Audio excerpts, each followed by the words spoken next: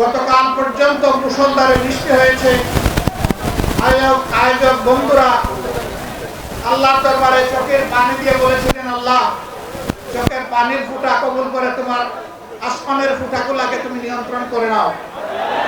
আল্লাহ তাআলা তাদের ডাক কবুল করেছেন।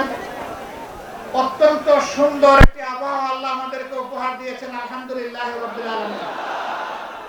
আমি আমার আলোচনার সূচনায় 2009 সালের 10 জানুয়ারি আওয়ামী লীগ ক্ষমতায় আসীন হওয়ার পর থেকে 2024 সালের 4 আগস্ট পর্যন্ত, এমনকি 5ই আগস্ট পর্যন্ত দেশে আওয়ামী লীগ ঠান্ডা মাথায় যাদেরকে খুন করেছে, যাদেরকে গুম করেছে, আহত করেছে, পঙ্গু বানিয়েছে, তাদের সকলের প্রতি আমি গভীর শ্রদ্ধা নিবেদন করছি।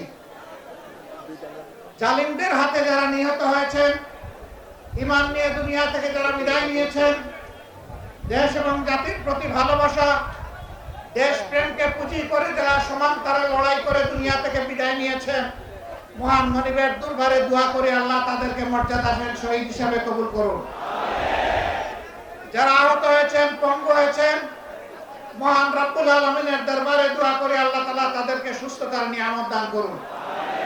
দেশে প্রবাসে সমানতালে স্বৈরাচারের হাত থেকে দেশ এবং জাতিকে মুক্ত করার জন্য যারা লড়াই করেছেন, আমি আমার প্রিয় সংগঠনের পক্ষ থেকে, বাংলাদেশের শান্তিকামী মুক্তি পাগল জনগণের পক্ষ থেকে তাদের সকলকে অভিনন্দন জ্ঞাপন করছি।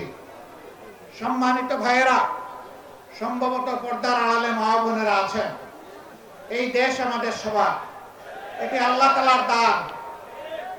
এই দেশ দফায় দফায় সাগর সাগর রক্তের বিনিময়ে বারবার মুক্তির জন্য আহাজারি করেছে।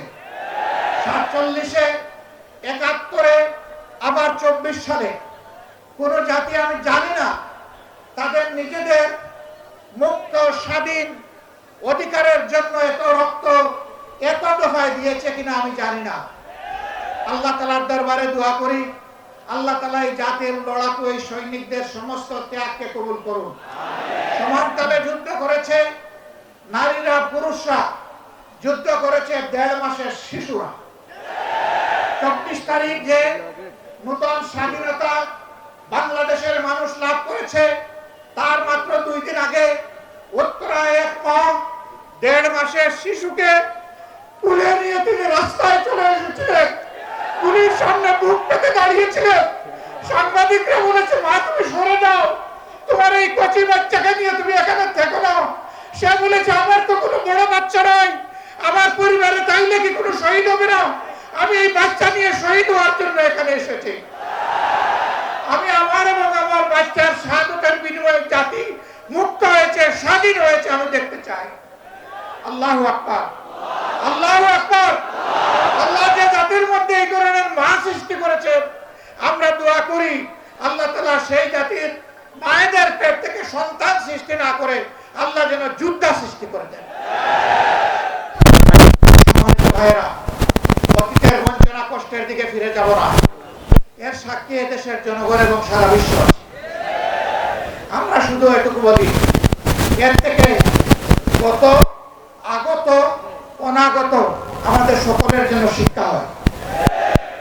জাতির সাথে গাদ্দারি করলে, জাতির সেবক হয়ে আসার ঘোষণা দিয়ে মালিক বনে গেলে কি পরিণতি বরণ করতে হয়, এর থেকে আমরা সারা দেশবাসী যেন শিক্ষা গ্রহণ করতে পারি। যদি আমরা শিক্ষা গ্রহণ করি, আমরা বিশ্বাস করি আগামীতে স্বৈরাচারের, এমন কোনো স্বৈরাচারের জন্ম হবে না যারা ক্ষমতায় থাকা অবস্থায় জনগণের অর্থে কিনা অস্ত্র আর বুলেট জনগণের বুকে ছোড়ার দুঃসাহস করবে, এমন কারো জন্ম হবে। আমরা এমন নতুন কোনো, আজ হোক, কাল হোক, নিকটে হোক, দূরে হোক, এমন কোনো সন্ত্রাসী সরকার দেখতে চাই না। তাহলে কি করতে হবে? বাংলাদেশটাকে এক করতে হবে। 18 কোটি মানুষের 36 কোটি হাতকে এক জায়গায় করতে হবে। বিশ্বকে জানান দিতে হবে দেশ এবং জাতির স্বার্থে আমাদের মধ্যে কোনো বিভাজন নেই।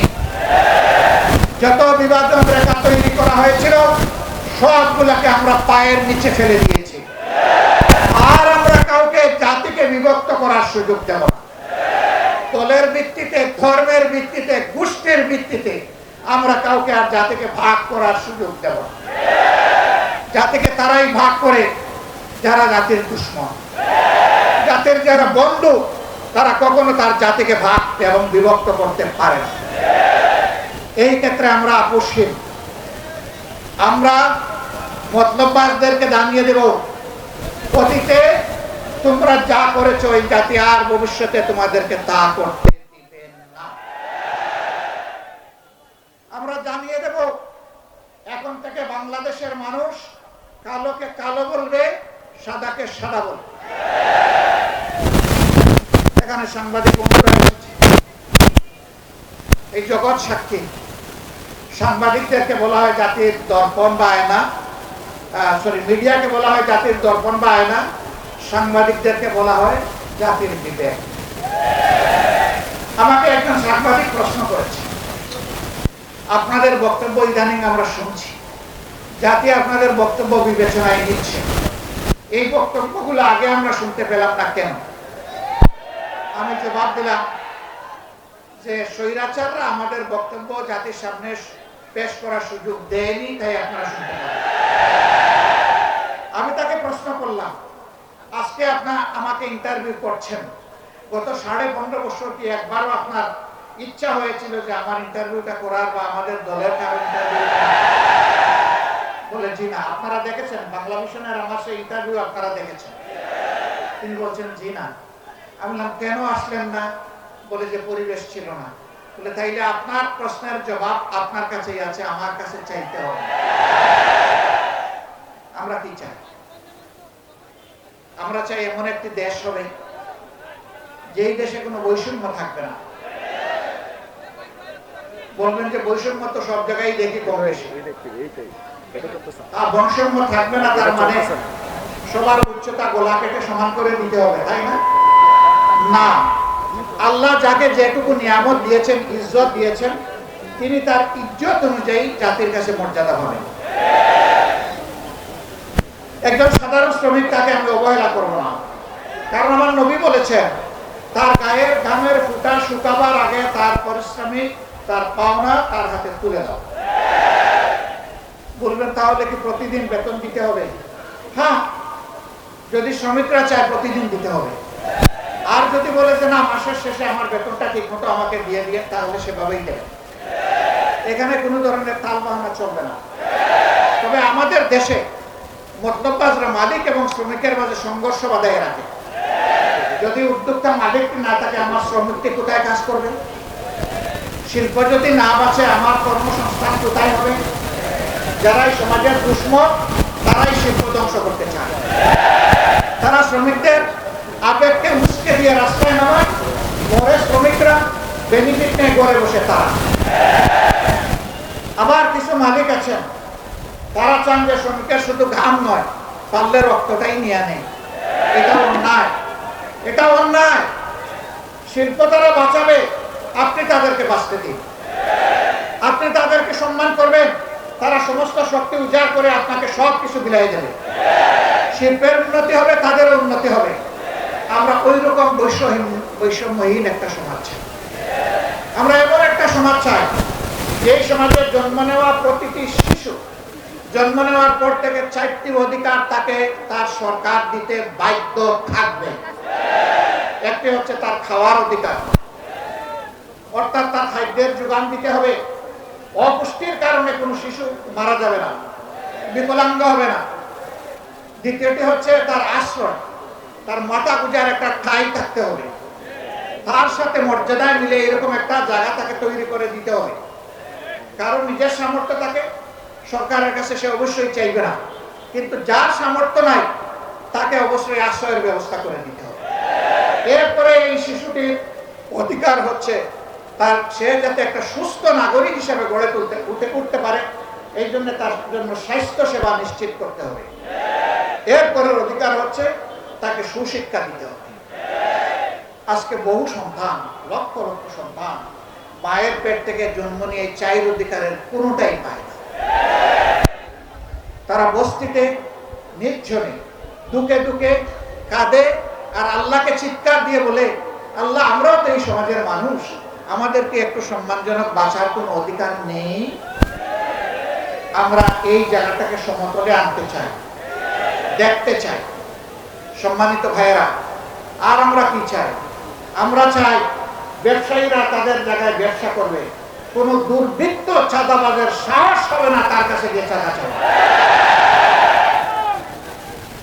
যাকে আল্লাহ তাআলা গরিবী হালতে রেখেছেন, প্রয়োজনে ভিক্ষা করবে, কিন্তু কোন ক্যাডারকে এর আগে চাঁদা দিতে হবে না। সারাদিন ভিক্ষা করবে, শ্রমিক শ্রম দিবে, কর্মচারী কাজ করবে, কর্মকর্তা কাজ করবে, কৃষক মাঠে ফসল ফলাবে, বিকালে যখন সওদা কিনতে যাবে তখন 30 টাকা কেজি দরের পেঁয়াজ 300 টাকা হবে না। বাজারে স্বস্তি থাকবে, সহনীয় দ্রব্যমূল্য থাকবে, যাতে প্রতিটি মানুষ তার সামর্থ্য অনুযায়ী স্বস্তির সাথে বসবাস করবে।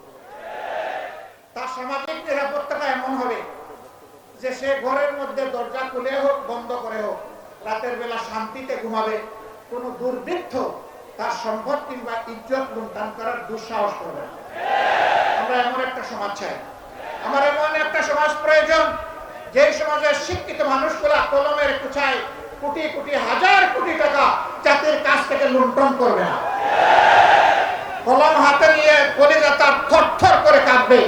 আল্লাহ আমার হাতে কলম তুলে দিয়েছেন, এই কলমের জায়গায় আমি যদি বেইনসাফি করি, কিয়ামত তালাকে মুলাকাতের দিন আদালতে আখিরাতে আল্লাহ আমার কাছ থেকে কড়াই গন্ডা হিসাব নেবেন আর আমার জায়গা হবে জাহান্নাম।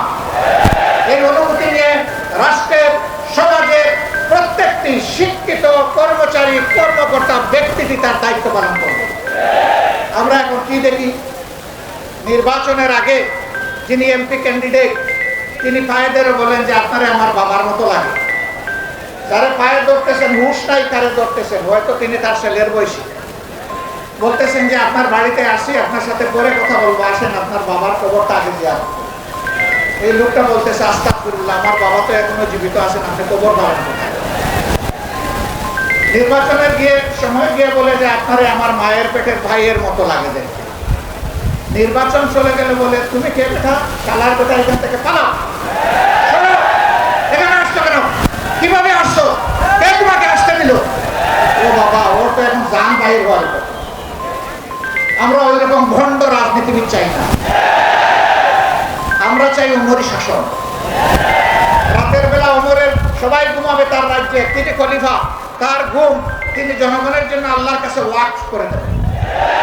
রাস্তায় বের হয়ে দেখবেন তার রাজ্যের নাগরিকেরা কে কোন কষ্টে আছে, খুঁজে বের করে পরের দিন সকালে নিজেই তার সমাধান দিবেন হাতে তুলে।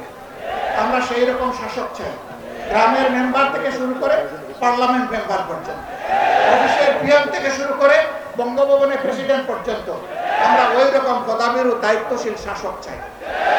এই শাসক হলে আপনারা কি মন খারাপ করবেন? এরকম শাসক চাইলে আমরা সবাই চাই, কিন্তু সবাই চায় না। গরম ভাতে বিড়াল বেচা, গরম ভাত হলে মালিকের ভালো লাগে খাইতে, কিন্তু বিড়ালের যে মুখ পুড়ে। যারা মতলববাজ, লোভী, লুটেরা, তারা এটা চাইবে না, বলবে যে তারা কারা, তারা আপনাদের সমাজের লোক। এই সমাজ থেকেই আপনাকে বাছাই করে নিতে হবে। আল্লাহর আসমান থেকে আল্লাহ ফেরেশতা পাঠাইয়া এমপি এবং গ্রামের মেম্বার বানায় দিবেন না। এই মানুষের মধ্য থেকেই আল্লাহ চান যে মানুষের সমাজের শৃঙ্খলা বিধানের জন্য, ন্যায় বিচার কায়েম করার জন্য আল্লাহ কাউকে না কাউকে দায়িত্ব দেবেন। এখন আদালতে বসে, আমাকে মাফ করবেন, আমি কাউকে কষ্ট দেওয়ার জন্য বলছি না, বাস্তব অবস্থার জন্য বলছি। আদালতে বসে একজন বিচারক যদি ঘুষ খান, আদালতে বসে কোনো বিচারক যদি বলে আমি শপথবদ্ধ রাজনীতিবিদ, তাহলে তার কাছে কি ন্যায় বিচার পাওয়া যাবে? যাবে না। আমরা কোনো শপথবদ্ধ রাজনীতিবিদকে আদালতের বিচারক হিসাবে দেখতে চাই না। একজন সরকারি কর্মকর্তা কর্মচারী তিনি রাষ্ট্রের সেবক, কিন্তু দল, গোষ্ঠী কিংবা ব্যক্তির সেবক নয়। আমরা এমন কোন কর্মকর্তা কর্মচারী আগামীতে দেখতে চাই না যে যাদেরকে বাধ্য করা হবে রাষ্ট্র, জনগণ বাদ দিয়ে গোষ্ঠীর পূজা করার জন্য। এমন একটা দেশ আমাদের সকলের কামনা। সেই দেশটা আমাদেরকেই গড়তে হবে ইনশাআল্লাহ। বাংলাদেশ জামাতে ইসলামিক কমিটেড 15.5 বছর ইতিহাসের বর্বরতম নির্যাতন চালানো হয়েছে জামাতে ইসলামের উপর। 1-2 করে 11 জন শীর্ষ নেতাকে হত্যা করা হয়েছে, জুলুম করে বিচারিক হত্যাকাণ্ড ঘটানো হয়েছে। তার সর্বশেষ দুঃখজনক ঘটনার শিকার হয়েছেন আমাদের কলিজার টুকরা আল্লামা দেলাওয়ার হোসেন সালিম। শহীদ আমিরুল জামাত মাওলানা মতিউর রহমান নিজামী থেকে শুরু করে অধ্যাপক গোলাম আযম রাহিমাহুল্লাহ থেকে শুরু করে যাদেরকে হত্যা করা হয়েছে, আমরা দেখতে চাই এই জগতে সেই হত্যাকারীদের বিচার হয়েছে। হত্যার পরিকল্পনাকারী, মাস্টারমাইন্ড, হত্যা বাস্তবায়নকারী, আদালতে বসে যারা দুষ্ট রায় দিয়েছে তারা, যারা মিথ্যা সাক্ষী দিয়েছে তারা, ইনভেস্টিগেশন করতে গিয়ে যারা নাটক বানিয়েছে তারা, এদের কেউ যেন সেই অপরাধ থেকে রেহাই না পায়। সম্মানিত বন্ধুগণ, শুধু কি আমাদের নেতৃবৃন্দকে আর কর্মীদেরকে হত্যা করা হয়েছে না, এরা গোটা জাতিকে হত্যা করতে চেয়েছিল। সেনাবাহিনীর 57 জন কমিটির 24 দেশপ্রেমিক অফিসারকে নির্মমভাবে ক্ষমতায় আসার মাত্র 2 মাসের ভিতরে হত্যা করা হয়েছে। পিডিআর বাহিনীকে ধ্বংস করা হয়েছে, নিজেদের ক্ষমতায় যাওয়ার সিঁড়ি হিসাবে তাদেরকে বলির পাঁচা বানানো হয়েছে। এসবগুলার বিচার চাই। নিরীহ মানুষগুলা যারা জেলে বন্দী আছে তাদের সবার মুক্তি চাই। এটি মাজারুল ইসলাম, তিনি কি দুষ্কার ছিলেন, তার বিরুদ্ধে 1.5 মাইল দূর থেকে অমাবস্যার রাতে তারে নাকি দেখে চিনছে, এটাও সাক্ষী তার বিরুদ্ধে। এইরকম বাজে সাক্ষী, মিথ্যা সাক্ষীর মাধ্যমে, বাজে এবং মিথ্যা অভিযোগের মাধ্যমে যারা চলে গেছেন তাদেরকে ফেরত পাবো না। কিন্তু আমরা দেখতে চাই যে আজহারুল ইসলাম সাহেবের উপর এখন যেন ন্যায় বিচার করা হয়। সম্মানিত ভাই ও বন্ধুগণ, আমরা বলেছিলাম আমরা প্রতিশোধ নেব না, আইন হাতে তুলে নেব না। মহান রবের শুকরিয়া আদায় করি, 56,000 বর্গ মাইলে আমাদের 2.5 কোটি সহযোগী আল্লাহর মেহেরবানি চরম ধৈর্য ধারণ করেছে। কেউ বলতে পারবে না এত বড় পরিবর্তনের পরে তারা কারো গায়ে হাত দিয়েছে, কারো ইজ্জতে টান দিয়েছে, কারো কাছে চাঁদা চেয়েছে, রাজপথ অথবা ফুটপাত দখল করেছে, কোনো ব্যবসায়ীকে হয়রান করেছে, হুমকি দিয়েছে। আল্লাহর মেহেরবানি কেউ বলতে পারবে না। যে আল্লাহ তৌফিক দিয়েছেন, আবার মাথা নত করে সেই আল্লাহ শুকরিয়া আদায় করি আলহামদুলিল্লাহ। আমরা আমাদের ক্রোধকে পায়ের নিচে ফেলেছিলাম, আল্লাহর কাছে চেয়েছিলাম, আল্লাহ এটা যদি বিজয়ের প্রাথমিক আলামত হয়, এখানে গোলামদের বান্দিদের অহংকার করার কোনো জায়গা নেই। সমস্ত প্রশংসা কেবল তোমার। তুমি যে 3 দফা কর্মসূচি দিয়েছো, বিজয়ের সাথে ওইটাই আমরা পালন করবো। ফাসাব্বিহ বিহামদি রাব্বিকা ওয়াস্তাগফির। আমরা তোমার প্রশংসা গাইব, আমরা তোমার পবিত্রতা বয়ান করব, করতেই থাকব। আর মানুষ হিসাবে আমাদের যত ত্রুটি বিচ্যুতি হয়েছে তার জন্য তোমার কাছে ইস্তেগফার করব, মাফ চাই। আমরা আমাদের কর্মীদেরকে বলেছিলাম যে সেজদায় পড়ুন, চোখের পানি দিয়ে খুশির সাথে আল্লাহ শুকরিয়া দেয়। আমরা বলেছিলাম কমপক্ষে 1টা রোজা রেখে আল্লাহ শুকরিয়া দেয়। আমরা বলেছিলাম কমপক্ষে 2 রাকাত নফল নামাজ পড়ে বলেন, ও আল্লাহ সমস্ত মেহেরবানি তোমার, তোমার কাছে আমরা শুকরিয়া আদায় করছি, আর কারো কাছে না। আমরা বলেছিলাম নিজের তৌফিক অনুযায়ী অসহায় মানুষকে একটু সাদাকা দেন। আলহামদুলিল্লাহ, দেশে বিদেশে যত জায়গায় আমাদের সহকর্মী শুভাকাঙ্ক্ষীরা ছিলেন তারা সবাই এই কাজ করেছেন। আমি আল্লাহর শুকরিয়া আদায় করি, আমাদের ভাই বোনদেরও আমি শুকরিয়া আদায় করি। বলবেন তাহলে এত বড় পরিবর্তনে কারো কি কোনো ভূমিকা নেই? কেন থাকবে না? 2009 সালের 26 ফেব্রুয়ারি পিলকানায় মায়েদের কান্না আল্লাহ শুনেন নাই? এখন পর্যন্ত তারা কাছে আল্লাহ দেখেন না? সামিউল বাসির, আল্লাহ সব শুনেন এবং সব দেখেন। চোখের পানি দেখেন আর বুকের আহাজারি আল্লাহ শুনেন। তাদের স্বৈরাচারকে আমরা হটাতে পারি, সত্য, কিন্তু আল্লাহ তাআলা 24-এ এনে তাদের দফা রফা করেছে। আর এই কাজটা সম্পন্ন হয়েছে আমাদের যুব সমাজ, তরুণদের হাতে। আমরা এই বাবাদেরকে সেলিউট জানাই। আমরা দোয়া করি আল্লাহ তাআলা তাদেরকে যেন আগামীতে এই জাতির এবং দ্বীনের খেদমতের জন্য কবুল করে। তাহলে জীবনও তাদের সার্থক, আখিরাতও তাদের সার্থক হবে ইনশাআল্লাহ। প্রিয় ভাইয়েরা, কত দুঃখের কাহিনী আমাদেরকে সঙ্গ দিচ্ছে। আলেম ওলামা যারা মিম্বরে দাঁড়িয়ে আমাদেরকে খুতবা দেন, মেহরাবে দাঁড়িয়ে যারা ইমামতি করেন, আমরা তাদের কথা প্রাণ করে শুনি, আমরা চোখের পানি ফেলি, নিজেকে খুঁজে পাওয়ার চেষ্টা করি। 2013 সালের 5ই মে শাপলা চত্বরে তাদের সাথে কি আচরণটা করা হয়েছে।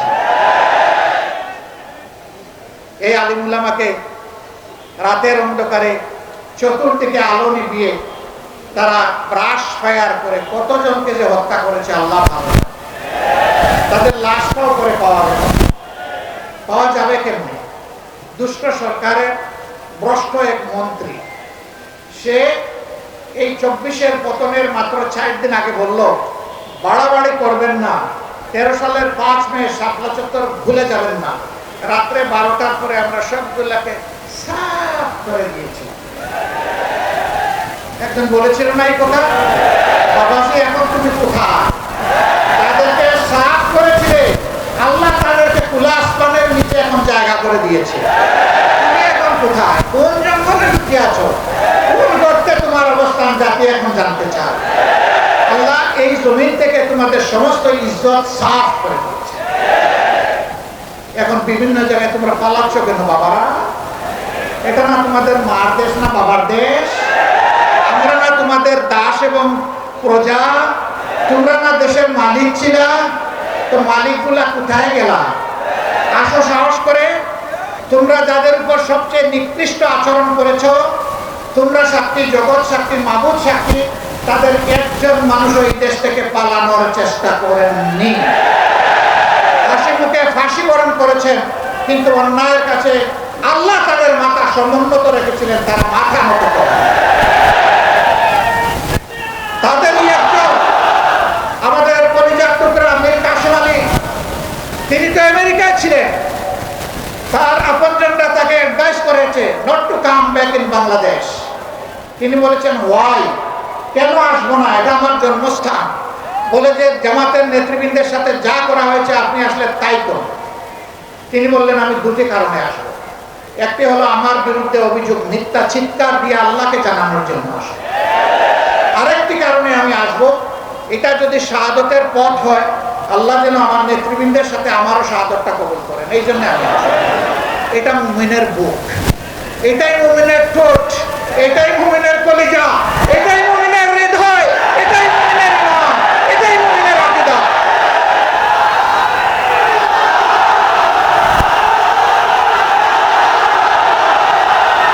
ভাই ও বোনেরা, যারা অপরাধী, সেই অপরাধী আমি হলে আমি আমার বিচার চাই, আমি ন্যায় বিচার চাই। আমি যদি ফাঁসির উপযুক্ত কোনো কাজ করি আমাকে ফাঁসি দেওয়া হোক। আদালতে আর ন্যায়ভ্রষ্ট কোনো বিচার চাই না, কোনো দুর্বৃত্তকে আদালতের চেয়ারে আর দেখতে চাই না। যারা বিবেকের এই আমানত রক্ষা করতে পারবে তাদেরকেই আমরা আদালতের বিচারের আসনে, সম্মানিত আসনে দেখতে চাই।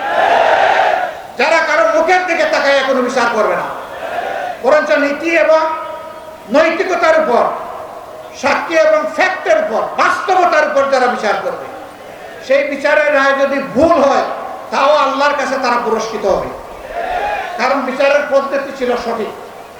এমনকি আল্লাহ রসুল বলেছেন, আমার বিচারে কেউ নির্দোষ হয়ে যাওয়ার মানে এই নয় যে আল্লাহর বিচারেও সে নির্দোষ। আমি যা সাক্ষী প্রমাণ পাই তার ভিত্তিতে আমি রায় দেই। যদি কেউ ভুল সাক্ষীর মাধ্যমে আমার কাছ থেকে ভুল রায় আদায় করে, এর জন্য সে দায়ী, এবং হাসরের দিন তার ডাবল শাস্তি হবে। একটা তার পাপের শাস্তি, আর একটা বিচারাঙ্গনকে প্রতারিত করার শাস্তি। সম্মানিত ভাইয়েরা, আমরা ন্যায় বিচার চাই। এই জন্য যারাই যেখান থেকে এই জাতির উপর জুলুম করেছেন তাদের সকলের বিচার এই জাতি দেখতে চায়। যারা শহীদ হয়েছে, আমাকে সাংবাদিকরা প্রশ্ন করে আপনাদের দলের কয়জন শহীদ হয়েছে? আমি ওই যত শহীদ হয়েছে সব আমাদের দল। এটা কিভাবে বলেন? অন্য দলও তো দাবি করে, বলে আমাদের দল কোনটা জানেন? আমাদের দল হচ্ছে মানবতার দল। আমাদের দল হচ্ছে 18 কোটি মানুষের দল। 18 কোটি মানুষ যেখানে আছে আমরা ওই দলে আছি। আমরা শহীদদেরকে কোনো দলীয় ভিত্তিতে ভাগ করতে চাই না। এই শহীদরা জাতির সম্পদ, ইজ্জতের চূড়ান্ত সীমায় আমরা তাদেরকে রাখতে চাই, দেখতে চাই। কিন্তু রাষ্ট্রের দায়িত্ব আছে। যারা লড়াই করে বুকের রক্ত দিয়ে, জীবন দিয়ে, যাদের সন্তানেরা, যাদের স্বামীরা, যাদের বাবারা এই সমাজকে মুক্তি এনে দিয়ে গেছেন, এই পরিবারগুলোর প্রতি সরকারকে অবশ্যই তার নৈতিক দায়িত্ব পালন করতে হবে। জাতিকেও দায়িত্ব পালন করতে হবে। এই জাতির অংশ হিসেবে আমরা একটু দায়িত্ব পালনের চেষ্টা করেছি। আমি মাপ চাইব শহীদ পরিবারের লোকদের কাছে। আমরা আপনাদের পাশে গিয়েছি আপনাদেরকে অনুগ্রহ করার জন্য, বরঞ্চ আপনাদের দোয়াটি নিয়ে আমাদের দিলটা, বুকটা শীতল করার জন্য।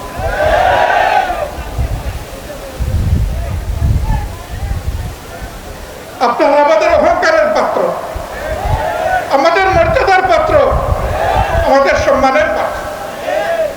আমরা সরকারের কাছে দাবি জানাবো তাদের সঠিক স্বীকৃতিতে যেন দেওয়া হয়। পাঠ্যপুস্তক কারিকুলামে আগামী দিনের নাগরিকরা যেন জানে যে তাদেরও আবু সাঈদরা ছিল, এই গাজীপুরের শহীদরা ছিল, সারা বাংলার শহীদরা ছিল, মুক্তরা ছিল, রিয়ারা ছিল, দুনের সন্তানও ছিল। এটা যেন তারা জানে। এই জন্য যারাই লড়াই করেছে দেশে বিদেশে সব জায়গায়, সবাইকে অভিনন্দন জানাই। রিমিটেন্স যোদ্ধারা তারা যুদ্ধ করেছে আমাদের সাথে সমানতাল। মিডিয়া যোদ্ধারা বিদেশ এবং দেশ দুই জায়গা থেকে যুদ্ধ করেছে সমানতালে। আল্লাহ তাআলা তাদের সবাইকে দুনিয়া আখিরাতের মর্যাদা দান করুন। তাদেরকে দেশে মর্যাদার সাথে ফিরিয়ে আনাই সরকারের দায়িত্ব। সম্মানিত ভাইয়েরা, আমরা দাবি করি প্রত্যেকটা শহীদ পরিবার থেকে কমপক্ষে একজনকে যেন এই সরকার সম্মানজনক চাকরি তাদের হাতে তুলে দেয়। লড়াই করে যারা আহত হয়েছে, পঙ্গু হয়েছে, তাদেরকেও যেন সম্মানজনক চাকরি দেওয়া হয়। তারা যেন আজীবন কারো করুণার পাত্র হয়ে না থাকে। তার যোগ্যতার বলেই যেন সে পরিবারকে আল্লাহর সাহায্য নিয়ে সামলাতে পারে। আমরা এই দুই জায়গার দাবি অত্যন্ত স্পষ্ট রাখলাম। সরকার আশা করব আমাদের এই দাবির প্রতি তারা সম্মান প্রদর্শন করবে।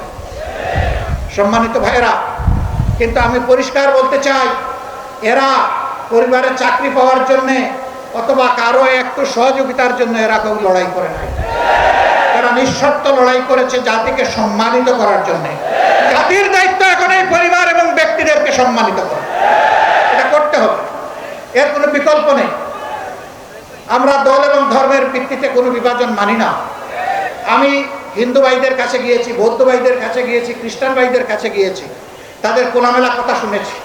আমি বলেছি আপনারা মাইনরিটি ভাবেন কোন নিজেদেরকে? আমি জন্ম নেওয়ার কারণে আমার যে অধিকার আমার সরকারের উপর আছে, আপনাদের সমান অধিকার আছে। আপনাদের এই অধিকারের জন্য আপনারাই লড়াই করবেন, আমরাও লড়াই করবো আপনাদের সাথে। আমরা এখানে ধর্মের ভিত্তিতে কোনো বিভাজন মানব না, কোনো মেজরিটি মাইনরিটি নাই। একজন নাগরিক বাংলাদেশে জন্ম নিয়েছে, তার পরিচয় সে বাংলাদেশের নাগরিক, সে বাংলাদেশ, এটাই তার পরিচয়। অন্য কোনো পরিচয় আমরা দেখতে চাই না। হ্যাঁ, একজনের ধর্মকে অনুসরণ করবে, এটা তার ইচ্ছার ব্যাপার। সে দল কোনটা গ্রহণ করবে, এটাও তার চয়েসের ব্যাপার। এখানে কোনো বাড়াবাড়ি এবং হস্তক্ষেপ দেখতে চাই। অমুক ব্রাহ্মণ আর অমুক সাঁওতাল, এটা আর আমরা দেখতে চাই। হ্যাঁ, ব্রাহ্মণরা তাদের সব মর্যাদা নিয়ে তারা থাকবেন, সাঁওতালও তার একটা মর্যাদা নিয়ে। কিন্তু রাজনীতিতে কোনো ব্রাহ্মণগিরি চলবে না। ব্রাহ্মণগিরি হচ্ছে আমার বংশগিরি, হচ্ছে আমার ধর্মীয় জাতি। রাষ্ট্রে আমরা সবাই সমান। এই সবাই সমান করে, সবাইকে ঐক্যবদ্ধ করে আমরা একটা ঐক্যবদ্ধ জাতি চাই। এবং এইরকম একটা ঐক্যবদ্ধ জাতির উপরে আর কেউ কোন ধরনের বদ ইচ্ছা হাসিল করার দুঃসাহস আর দেখাবে না ইনশাআল্লাহ। এখন কথা হলো, যারা পালিয়ে গেলেন, করতে গেলেন, লুকিয়ে গেলেন, গলা পাতায় ঘুমাইলেন, তাদের কি হবে? হ্যাঁ, তাদের প্রতিও বিচারে কোনো জুলুম করা হোক, ওটাও আমরা চাই না। কিন্তু যার ফাঁসি পাওনা তার ফাঁসি হোক, যার জীবন পাওনা ওটাই যেন সে পায়, যার যতটুকু পাওনা সেটাই যেন সে পায়। অভিজ্ঞ যুগে যদি ন্যায় বিচারে কেউ খালাস পায়, আমার কোনো আপত্তি নেই। কিন্তু ন্যায় বিচারটা যেন তাদের ক্ষেত্রে নিশ্চিত হয়। কারণ তারাই তো বড় গলায় বলেছে যে আইন সবার জন্য সমান।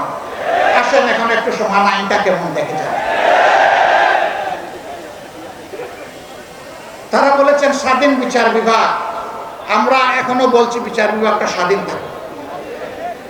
প্রিয় ভাইয়েরা, আজকে জুমার দিন আমি আর কথা বাড়াবো না। আমি শুধু আপনাদেরকে একটা কথা বলবো যে এত এত শহীদা, এত এত আলিম উলামার শাহাদত বরণ, এত এত আলিম উলামার উপর নির্যাতন, এইটাকে যেন আমরা ক্যাশ করতে পারি, আমরা যেন এটাকে কাজে লাগাতে পারি, আমরা যেন এটাকে অ্যাসেপ্ট করে সামনে এগিয়ে যেতে পারি। বাংলাদেশ জামাতে ইসলামী আমি যা বললাম এইরকমই একটা দেশ গড়তে চাই। এই দেশ গঠনে আমরা আপামর জনতা আন্তরিক ভালোবাসা, দোয়া, সমর্থন, সহযোগিতা চাই। এই কথাগুলো আপনারা ঘরে ঘরে পৌঁছে দেবেন। গাজীপুরের প্রত্যেকটা ঘরে আমাদের সালাম পৌঁছে দেবেন। প্রত্যেকটা আহত ব্যক্তির কাছে আমাদের সালাম পৌঁছাবেন। প্রত্যেকটা শহীদ পরিবারের পাশে ছায়ার মতো আপনারা থাকবেন। আমি আগেই বলেছি, তারা আমাদের গৌরব, তারা আমাদের সম্পদ, তারা আমাদের ইজ্জতের পাত্র। আল্লাহ রাব্বুল আলামিন আমাদের দেশের উপর রহম করুন। আল্লাহ তাআলা আমাদের দেশকে সাহায্য করুন। সব ধরনের বাইরের এবং ভিতরের ষড়যন্ত্র থেকে আল্লাহ রক্ষা করুন। আল্লাহ রাব্বুল আলামিন বাংলাদেশ জামাত ইসলামীকে এই জাতির সেবার জন্য কবুল করুন।